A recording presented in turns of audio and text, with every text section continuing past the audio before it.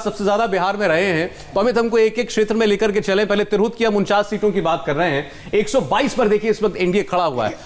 ये ट्रेडिशनली ये रीजन किस बेल्ट, ये बेल्ट जो है किस ओर है? शुरुआत चंपारण से करता हूं, क्योंकि चंपारण का जो इलाका है, गांधी जी ने यहां से सत्याग्रह की शुरुआत की थी और यहां पर हम जब गए तो देखा कि वहां पर बीजेपी का जो है ना बेस बहुत जबरदस्त है। बीजेपी यहां बहुत स्ट्रांग है। मैं अजय को ये बता रहा था, उनसे बात हो रही थी इसको लेके। यहां पर जो पश्चिमी चंपारण में हमें जो दिख रहे हैं, ये ट्रेंड ठीक दिख रहा है, क्योंकि पिछली बार भी इनके पास करीब 5 सीटें यहां पर आई थी पश्चिमी चंपारण में। बेतिया की सीट एक सरप्राइजिंग रहेगी कि बीजेपी इसको निकाल रही है। दूसरा, अगर पूर्वी चंपारण की बात करते हैं तो यहां पर तो 7 सीटें उन्होंने पिछली बार ही ली थी, तो हमें मान के चल रहे थे यहां पर उनकी जो परफॉर्मेंस होगी अच्छी रहेगी। तो यहां पर अगर जेडीयू को मिला लेते तो लगभग उसी के आसपास वो पहुंच रहे हैं। और ये जो दोनों इलाका है, इन दोनों इलाकों में सबसे इंटरेस्टिंग बात है कि मुस्लिम समुदाय सबसे ज्यादा है, लेकिन मुस्लिम समुदाय सबसे ज्यादा होने के बावजूद भी इन इलाकों में बीजेपी की पकड़ इसलिए है क्योंकि यहां पर पोलराइजेशन होता है। लोग माने या ना माने, वहां पर मोदी और योगी चलते हैं। देवेंद्र आप ही आ जाइए, क्योंकि अब हमें समझना यह कि जो वोटिंग हुई है और जो ट्रेंड्स में दिखाई दे रहा है, ये इसका बेसिस क्या है? ये जातिगत वोटिंग की हम बात देख रहे हैं यहां, या महिला वोटर बहुत जिसको साइलेंट वोटर कह रहे थे, उसका असर दिखाई दे रहा है क्या है? पश्चिम चंपारण से शुरू करें तो ये जो आप देख रहे हैं वाल्मीकि नगर, रामनगर, नरकटियागंज, बघाल और ये ट्रेडिशनल वोटर है एनडीए के लिहाज से। सिर्फ बीजेपी नहीं, एनडीए को अगर मिला दें, अति पिछड़ा, फॉरवर्ड, ये सब बुके बड़ा बुके बन जाता है। वो एनडीए के लिहाज से सारी सीटें वैसी ही हैं। एक चनपटिया जरूर बीजेपी जीत सकती थी, चनपटिया में बीजेपी का पुराना गढ़ रहा है, वो यहाँ पे हारती हुई दिखाई दे रही, वो एक सरप्राइज है। सिक्टा भी बीजेपी का पहले अच्छा गढ़ रहा था, दिलीप वर्मा उनके अच्छे नेता हुआ करते थे, वो यहाँ पे बीजेपी के खिलाफ जाता दिखाई दे रहा है। पूर्वी चंपारण में बीजेपी के लिए बड़ा झटका दिखाई दे रहा है, और सबसे बड़ा झटका खुद मोतिहारी की सीट, जहाँ पे आरजेडी ने बहुत अच्छा वहाँ पे चाल चला था, अति पिछड़ा को एक कैंडिडेट उतारा। प्रमोद कुमार इनके मंत्री हैं एनडीए सरकार के, अब वो उनकी हालत वहाँ पे ख़राब दिख रही है, क्योंकि वोटिंग भी बहुत कम हुआ है। ऐसा माना गया कि एनडीए के वोटर घर से कम निकले हैं।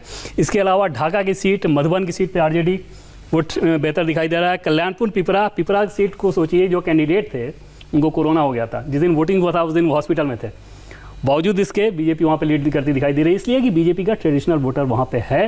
ठीक है, वहाँ पर सांसद है राधा मोहन सिंह, ग्राउंड पर क्योंकि काम करते हैं तो उसका भी असर दिखता है। सीतामढ़ी निश्चित तौर पे आरजेडी के लिए ज़्यादा मजबूत सीट है, और वो यहाँ पे दिख रहा है। बेलसर, रोनी, सैदपुर, सीतामढ़ी, बाजपट्टी, सुरसंडी, सारी सीटों पे। बथनाहा, परिहार, ये बीजेपी के लिहाज से जेडीयू के साथ मिलने के बाद थोड़ी बेहतर सीट थी, तो यहाँ पे दिखाई दे रहा है। ये एनडीए के लिहाज से कमज़ोर सीट है। मुजफ्फरपुर की अगर बात करें तो मुजफ्फरपुर में एनडीए को और ज़्यादा बेहतर करना चाहिए था, जो कि ये आंकड़े वैसा सजेस्ट नहीं। मैं समझना चाहता हूँ आपका सारा एनालिसिस जो है ये किस बिना पर चल रहा है? ये आप कैंडिडेट की बिना पर कर रहे हैं या जाति के इक्वेशन के? दोनों मिक्सर, दोनों का मिक्सर का आप देख लें। जैसे बोचहा की सीट में रमई राम को अगर वीआईपी हरा रही है, तो इसका मतलब ये है कि कैंडिडेट के बजाय जाति वहाँ पे, और जो कॉम्बिनेशन आपका है वो ज्यादा बेहतर कर। और रमई राम के बारे में बताइए कि वो कौन है रमई राम को? सभी 7-8 बार से वहाँ पर, उससे ज्यादा ही शायद वो एमएलए रहे हैं। गायघाट पे एलजेपी फैक्टर बहुत काम कर रहा था। दिनेश सिंह वहाँ पे जेडीयू के नेता है, उनकी बेटी वहाँ पे एलजेपी से चुनाव लड़ रही है, बावजूद इसके जेडीयू वहाँ पे जीत रही है, तो वहाँ पे इसका मतलब मुजफ्फरपुर की बात हमने की है, बाकी और कॉन्स्टिट्यूएंसीज में चलेंगे। एक और छोटे से ब्रेक के लिए हमको रुकना है, लेकिन ट्रेंड्स में आप देखिए बहुमत के आगे 123 पर एनडीए, 111 पर आरजेडी, 4 एलजेपी, 4 अन्य, 1 सीट का रुझान आना केवल अब बाकी है। बहुत जल्द लौट रहे हैं। जिनका गला सेंसिटिव होता है उन्हें मेरी यही राय होती है, पैक्संस थ्रोट एड अपनाएं। यह आपकी इम्यूनिटी बढ़ाता है। पैक्संस होम्योपैथी बिल्कुल अलग है।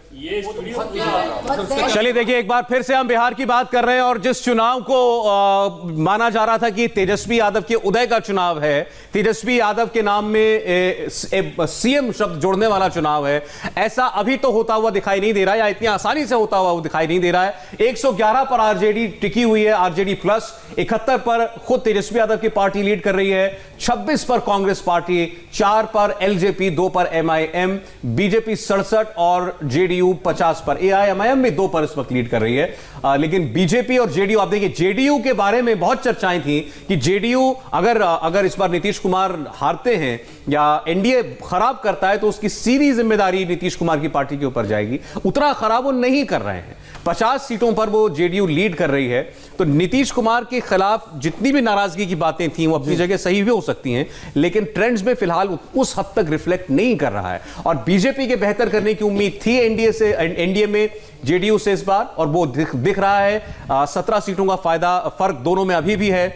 आरजेडी के नंबर 1 पार्टी बने रहने की उम्मीद थी, वो भी वैसा ही दिखाई दे रहा है। 72 पर आरजेडी लीड कर रही है।